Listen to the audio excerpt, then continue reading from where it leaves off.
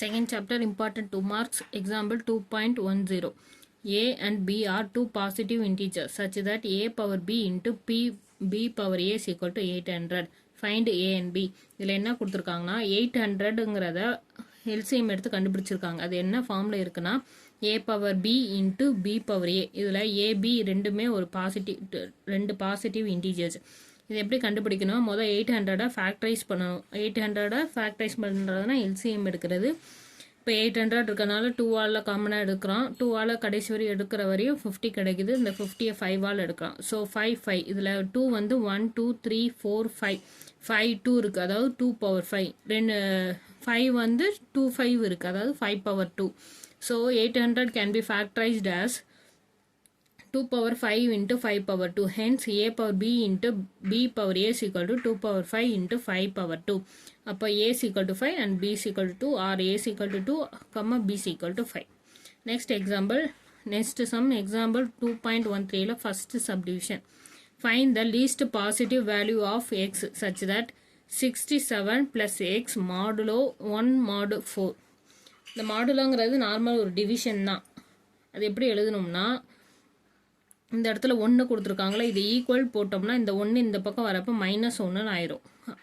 அப்புறம் இந்த மாடு 4 அப்படிங்கிறது 4ஓட multiples, 4 power a 4 into n, அதுதான் 4ஓட மல்டிபிள்ஸ். அந்த மாடுல 4ங்கிறதுக்கு அதுதான் மீனிங்.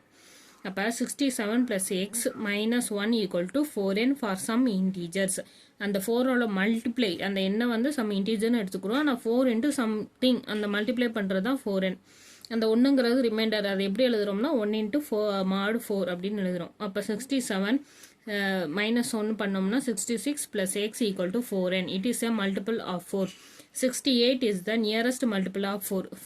fourth டேபிளில் நம்ம போட்டு பார்த்தோம்னா 66 இருக்குது. இங்கே 4 மல்டிபிள்ஸ் இருக்கா, அப்படி பார்த்தோம்னா 68 தான் நியரஸ்ட் மல்டிபிளாக இருக்குது. So 68 is the nearest multiple of 4 more than 66. So therefore x = 8. Next example 2.14. Solve 8x modulos 1 modulo 11. 8x modulos 1 modulo 11 can be written as 8x - 1 = 11 into some integer. அது வந்து நம்ம கேன்னு எடுத்துருக்கோம் 11k. எக்ஸ் இப்போ நம்ம என்ன இதை solve பண்ணணும், அதுக்கு நம்ம எக்ஸு கண்டுபிடிக்கணும். இப்போ எக்ஸை தவிர மற்ற எல்லாத்தையும் இந்த பக்கம் கொண்டு வந்தோம்னா 11k + 1 / 8. when we put, இப்போ என்ன பண்ண போகிறோம்னா 8ங்கிறது சம் இன்டீஜர், நம்மளுக்கு அதோட வேல்யூ தெரியாது. 8ஆல் மல்டிபிள்ஸ் ஆகிற இது வந்து கீழே டிவிஷனில் 8 இருக்குது. அப்போ இதை சம்திங் அந்த கேங்கிற இன்டீஜருக்கு ஏதோ ஒரு நம்பர் போட்டு அதை வந்து 8ஆல் டிவைட் ஆச்சுன்னா அதுதான். அப்போ when we put k = 5.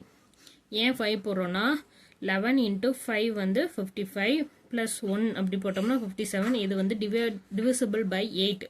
இது வந்து 8ஆக இந்த நம்பர் டிவைட் ஆகும். அதனால k = 5, 13 + 21 etc. 11k is divisible by 8.